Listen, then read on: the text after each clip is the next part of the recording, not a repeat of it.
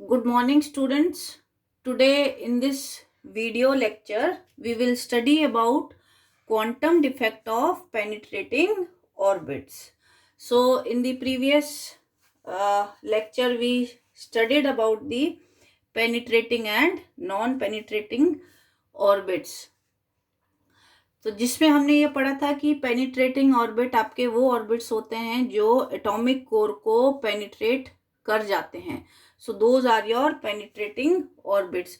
और जो non penetrating orbits होते हैं वो एटॉमिक कोर को पेनिट्रेट नहीं करते. फिर भी we don't have any line of demarcation जो हम ड्रॉ कर सकें between penetrating and non penetrating orbits.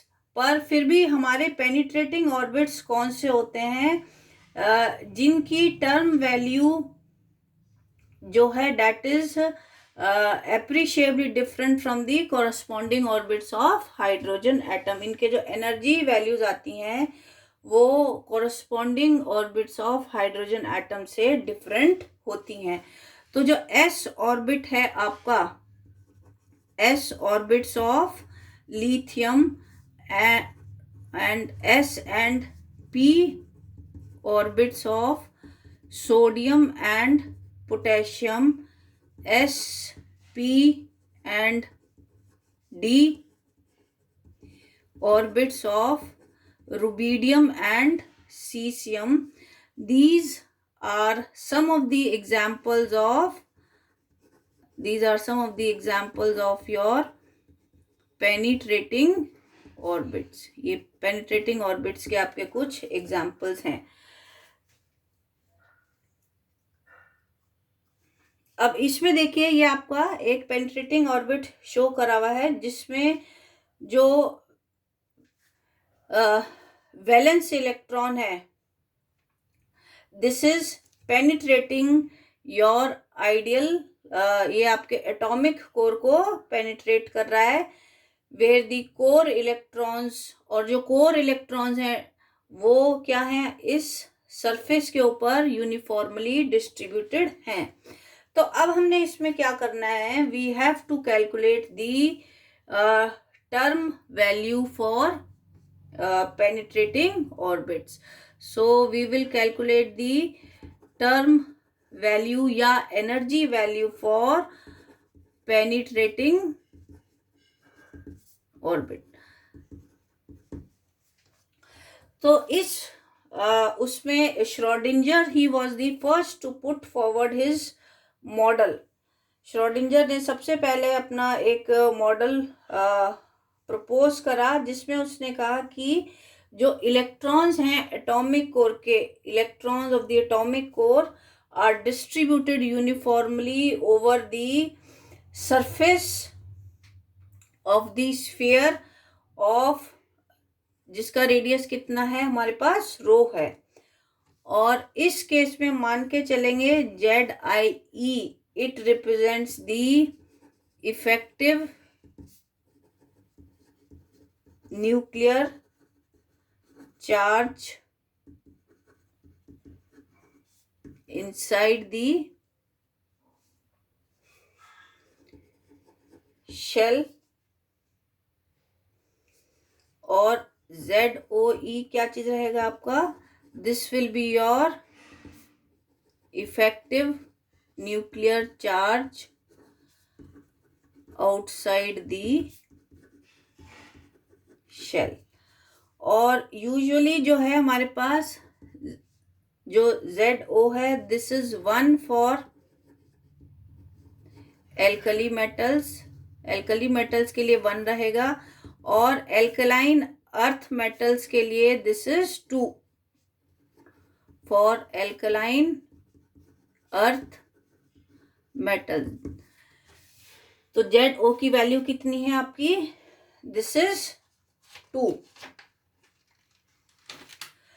अब इसमें हम देखते हैं कि जो पोटेंशियल एनर्जी है वैलेंस इलेक्ट्रॉन की when it is outside the atomic core वो आपकी कितनी है.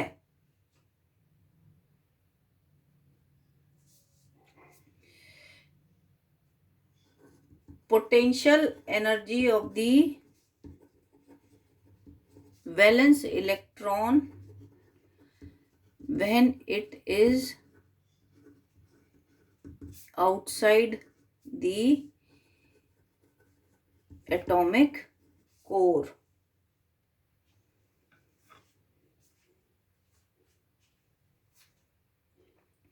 तो इसमें ये जो है आपका, this is your atomic core, और इस एटॉमिक कोर में जो न्यूक्लियस है वो सेंटर में प्लेस है इस एटॉमिक कोर के। और ये जो ऑर्बिट हमने शो करा हुआ है, ये ऑर्बिट कैसा है? ये ऑर्बिट वो है जो कि इस एटॉमिक कोर को पेनिट्रेट कर रहा है। तो पेनिट्रेटिंग ऑर्बिट्स में ये जो प्रिसेशन है आपकी, ये बहुत ज्यादा रहती है। क्यों? क्योंकि जो इलेक्ट्रॉन के ऊपर Coulomb's force of attraction exist करता है between your nucleus and the electron. और रो क्या चीज है आपके पास? Rho is the radius of this atomic core.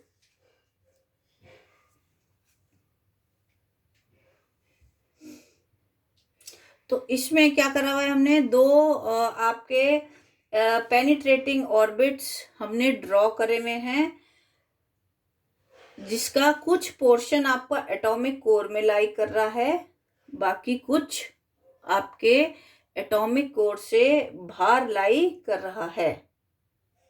तो ये जो दोनों पोर्शंस हैं, ये हमारे सेपरेट पोर्शंस हैं जो एटॉमिक कोर में लाई कर रहे हैं और जो एटॉमिक कोर के बाहर लाई कर रहे हैं।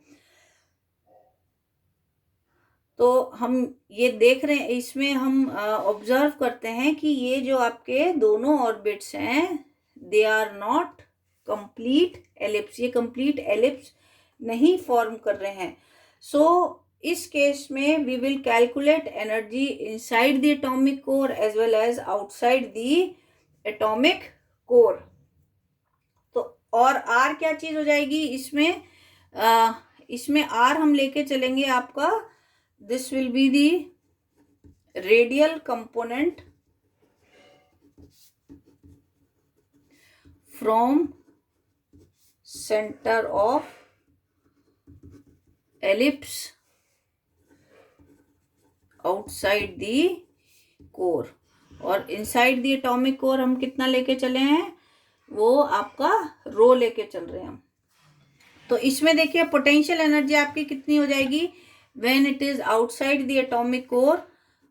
पोटेंशियल एनर्जी के लिए हमारे पास एक्सप्रेशन होता है V is equal to minus ZOE² 4πε0 into R। So take it as equation number 1. So the potential energy of the valence electron, potential energy of the valence electron when it is inside the atomic core, जब वो atomic core के अंदर है उस समय potential energy कितनी होगी valence electron की, वो हम कैसे डिनोट करेंगे? वी आई क्या चीज हो जाएगी? Minus ZIE² upon 4πε0 into R plus ZI minus ZOE² upon 4πε0 into rho. इतनी हो जाएगी। इसको हम ऐसे भी लिख सकते हैं, आउटसाइड माइनस इनसाइड, पर इसको आप ई से मल्टीप्लाई करोगे फिर ये आपका माइनस ही आएगा, तो ये आपका यही एक्सप्रेशन फॉर्म हो जाएगा। So take it as equation number 2.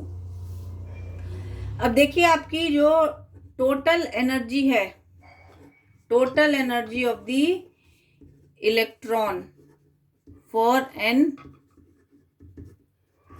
elliptical orbit, total energy of electron for an elliptical orbit in polar coordinates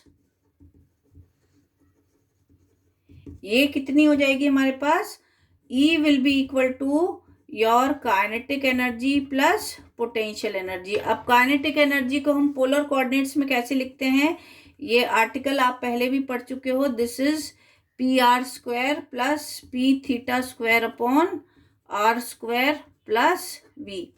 ये आपने सोमरफील्ड एटम मॉडल में पढ़ा था।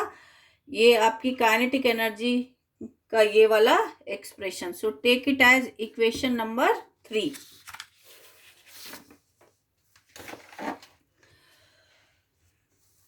तो यहां पर आपके पी आर और पी थीटा क्या चीज है आपके पास, these are your radial and orbital angular momenta respectively. So these are your radial and orbital angular momenta respectively.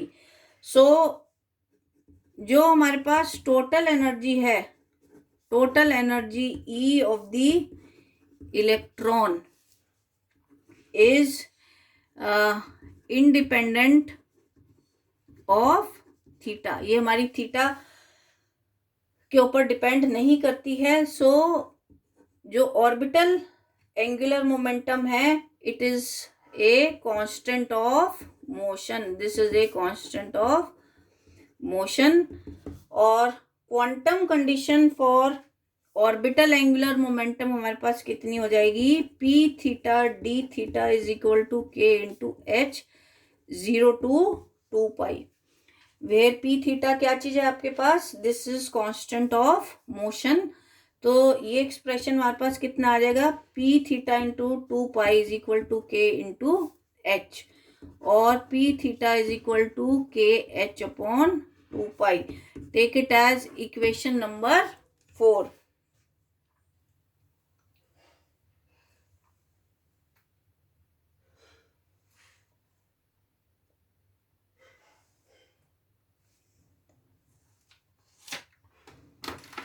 So total energy inside the atomic core कितनी आ जाएगी आपके पास, total energy inside the atomic core ये कितनी आ जाएगी आपके पास, this will be E I is equal to 1 upon 2m P R square plus P theta square upon R square minus Z I E square 4 pi epsilon naught R plus Z I minus Z O 4 pi epsilon naught into rho into E square, ये आ जाएगी। अब इसको हम solve कर लेते हैं। P R square plus P theta square upon R square, this is equal to 2m E I plus Z I E square 4 pi epsilon naught into R minus Z I minus Z O 4 pi epsilon naught rho into E square, ये आ गया हमारे पास। तो इसको और हम further solve करते हैं। पी आर के लिए ये आपका कितना आ जाएगा, this will be equal to 2m E I plus Z I E square 4 pi epsilon naught R minus Z I minus Z O 4 pi epsilon naught rho E square minus P theta square upon R square, और इस सब की raise to power half आ जाएगी, and this will be your equation number 5। तो इसी तरह से हम एनर्जी आपकी कैलकुलेट कर सकते हैं outside the atomic core. So energy outside the atomic core कितनी आ जाएगी, this will be equal to 1 upon 2m P R square plus P theta square upon R square minus Z O E square 4 pi epsilon naught into are.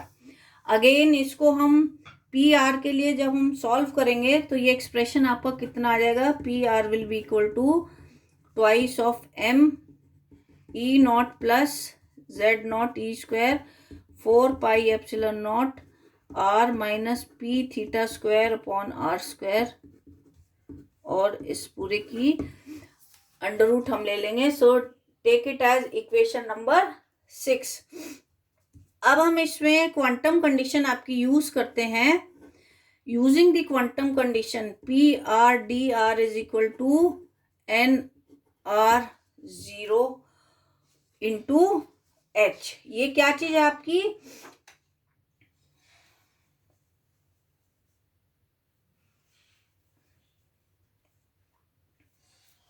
देखो इसमें ये जो हमने आपका पढ़ा था, this is that part of electron path जो हमारा shell which is outside the shell, जो हमारे शेल के बाहर लाई कर रहा है, but it is a segment of ellipse. पर एलिप्स का ही एक पार्ट है और इसको हम डिटरमाइन करते हैं with azimuthal quantum number k से. और इसका जो रेडियल क्वांटम नंबर है वो कितना हो जाएगा? NR0. जो इलेक्ट्रॉन के पाथ का सेगमेंट आपका शेल से बाहर लाई कर रहा है, उसके लिए जो रेडियल क्वांटम नंबर है वो हम NR0 से डिनोट करेंगे. और अगर वो आपका इनसाइड है तो उस केस में ये चीज जो है आपकी इस तरह से आप इसको लिखेंगे. तो इसमें हमने ये क्वांटम कंडीशन आपकी यूज करनी है. तो ये क्या आ जाएगी हमारे पास? ये आ जाएगा हमारे पास 2m(E0 plus Z0 E² 4πε0 R minus p(θ²) upon R² raised to power half into dr. This is equal to NR0 into H. या इसको हम ऐसे भी लिख सकते हैं I0 dr is equal to NR0 H. ये आपकी हो गई इक्वेशन नंबर 7. वेयर I0 क्या चीज रिप्रेजेंट करेगा? आपका ये वाला पार्ट ये रिप्रेजेंट कर रहा है. This is representing this part.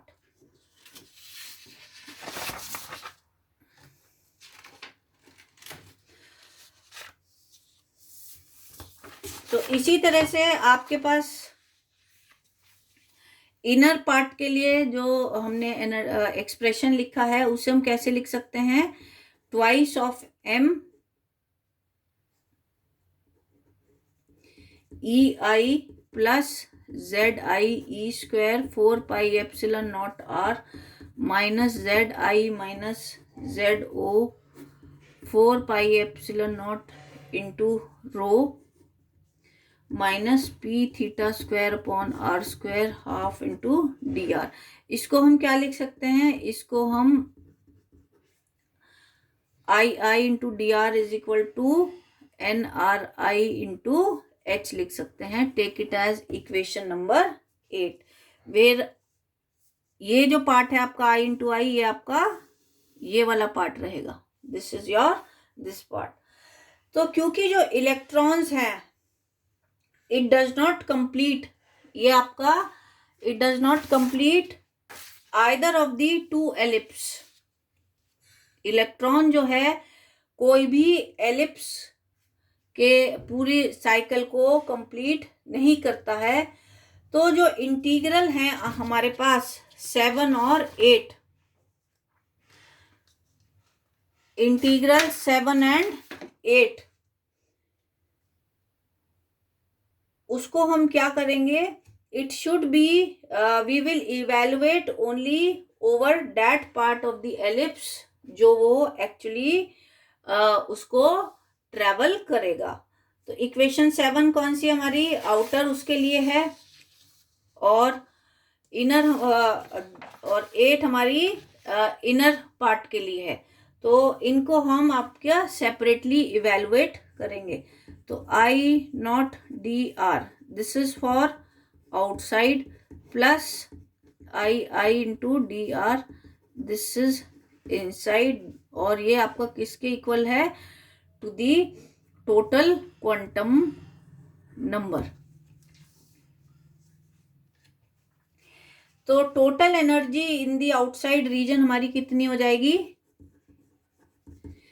Total energy in the outside region, ये हमारे पास कितनी हो जाएगी, E naught will be equal to T plus V zero, this is equal to half M V square minus Z naught E square 4 pi epsilon naught into R. ये हमारी outside region के लिए है। और बोर्स थ्योरी के according हम क्या लिखते हैं, M V square upon R is equal to Z E square upon 4 pi epsilon naught into R. तो इससे हम आपकी ये दिस इज आर स्क्वायर, तो इससे हम आपकी half M V square calculate कर लेंगे। तो ये कितनी आ जाएगी, ई नॉट की value, this will be equal to Z naught E square 8 pi epsilon naught into R minus Z naught E square 4 pi epsilon naught into R. इसको अगर आप सॉल्व करोगे एलसीएम लेके तो ये कितना आ जाएगा, माइनस जेड नॉट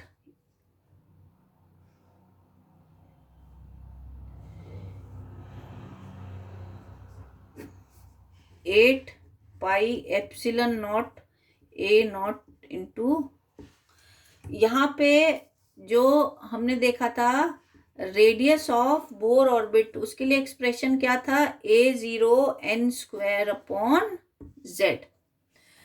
तो ये वैल्यू r की हमने इसमें सब्स्टिट्यूट कर दी है। r की ये वैल्यू सब्स्टिट्यूट करेंगे तो a नॉट n0 नॉट इधर आ जाएगा और एक z जो है आपका ऊपर जाके ये मल्टीप्लाई हो जाएगा।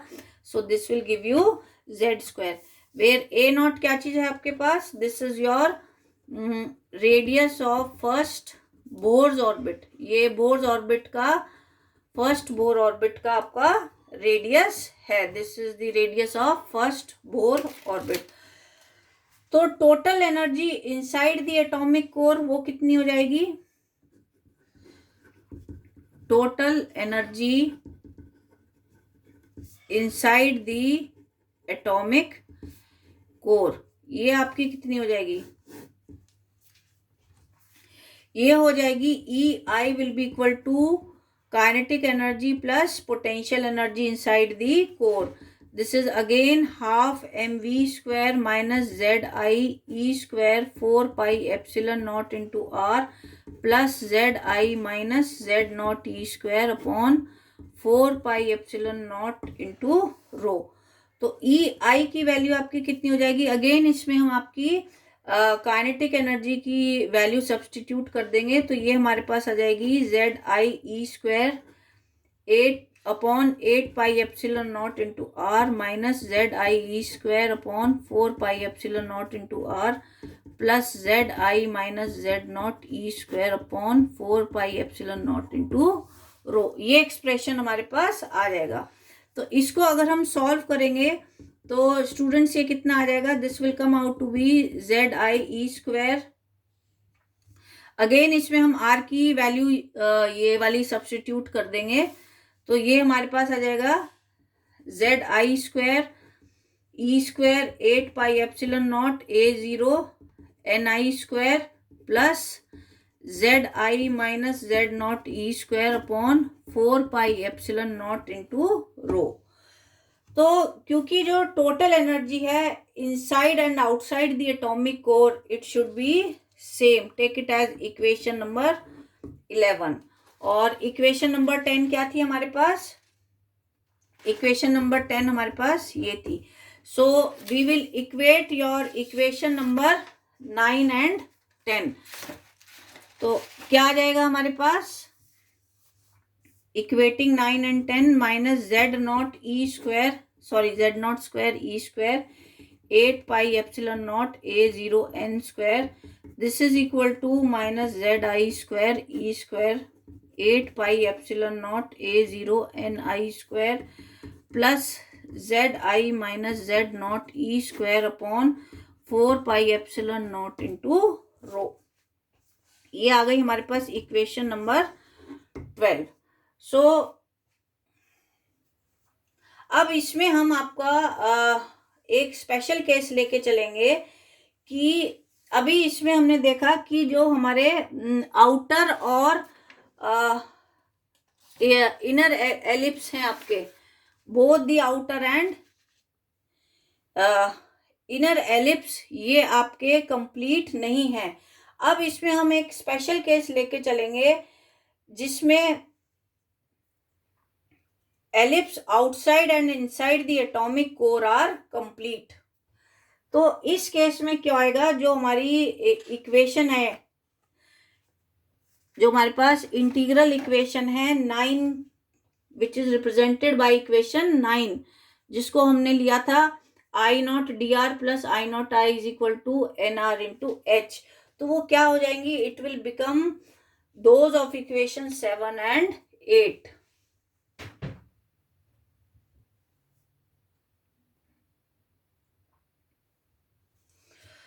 तो अब हम इसमें आपका लेके चलेंगे स्पेशल केस जिसमें कि इक्वेशन 9 विल बिकम दी 7 और 8 के बराबर हो जाएंगी। तो ये स्पेशल केस हमारे पास क्या होएगा कि इसमें हम मान के चलेंगे, पहले इसकी फिगर ड्रॉ कर लेते हैं हम।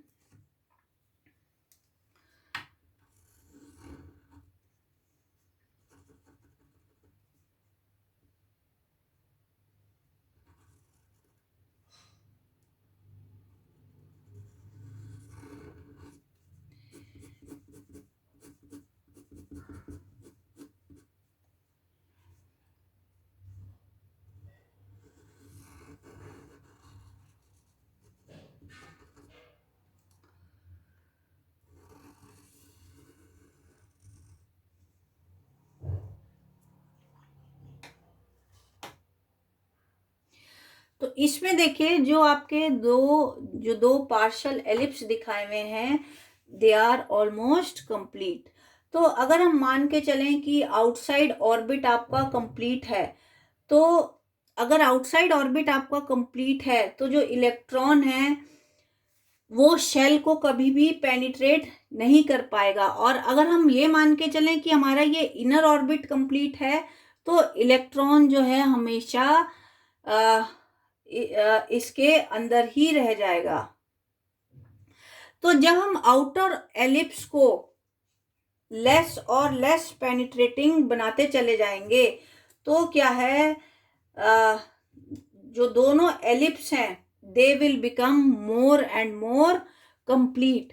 तो अब क्या होएगा, जो इंटीग्रल है which is represented by equation 9, वो क्या था हमारे पास, I O into D R plus I into D R, ये किसके इक्वल हो जाएंगे, they will become those of equation 7 and 8। ये दोनों आपके 7 और 8 के इक्वल हो जाएंगे।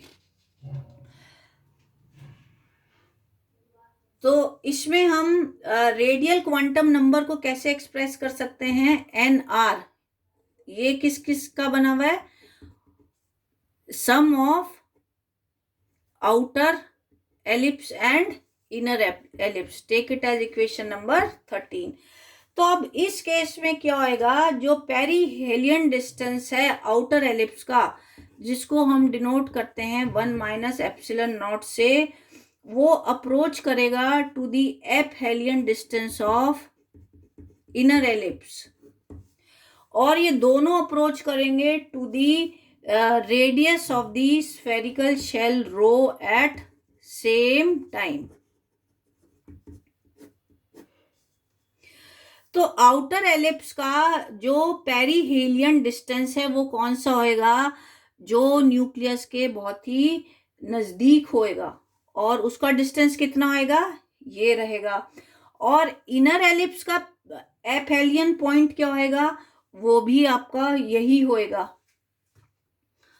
तो इस केस में क्या होएगा, जो पेरीहेलियन डिस्टेंस है आउटर एलिप्स का, it will approach the aphelion distance of inner ellipse, and both at the same time will approach to the radius of the atomic shell at the same time। तो हम इसे कैसे लिख सकते हैं, ai1 plus epsilon I is equal to rho. तो इसमें देखिए ai1 plus A I into epsilon I is equal to rho. तो A I epsilon I is equal to rho minus A I, और एप्सिलन आई कितना हो जाएगा, rho upon epsilon I minus 1। Take it as equation number 14, where A naught और A I क्या चीज है, these are your semi major axis of the outer and inner ellipse. एक outer ellipse का semi major axis है और एक inner ellipse का सेमी मेजर एक्सिस है। और एप्सिलन नॉट और एप्सिलन आई ये क्या है, these are the eccentricities of your outer and inner ellipse. अब हमारे को पता है n is equal to N R plus k, जो टोटल क्वांटम नंबर है, it is the sum of radial quantum number and azimuthal quantum number. अब हम क्या करते हैं, इसमें दोनों साइड्स में आपका एन नॉट इसमें से सब्ट्रैक्ट कर देते हैं, तो वो क्या आ जाएगा, N are plus K minus N naught. तो ये क्या चीज आ जाएगी हमारे पास, K plus N R naught plus N R I minus N naught. जो हमारे पास एन आर है वो कितना है, N are naught plus N R I, ये है। तो एन आर की वैल्यू हमने सब्स्टिट्यूट कर दिया है, N are naught plus N R I minus N naught. तो इसको हम क्या लिख सकते हैं, K plus N R I minus N R naught, ये लिख सकते हैं। तो अब ये देखिए इसमें एन माइनस एन आर किसके बराबर है, N minus N R is equal to K, this is equal to K. तो एन माइनस एन नॉट किसके बराबर हो गया,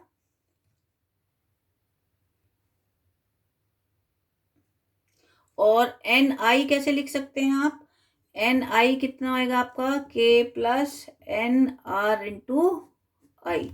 तो ये किसके बराबर हो गया आपके पास, this is equal to n i, और n minus N R naught ये किसके बराबर हो गया आपका, के बराबर हो गया, and this is equal to mu. तो ये जो डिफरेंस है N minus N naught, this is known as your quantum defect, इसको हम क्वांटम डिफेक्ट कहते हैं।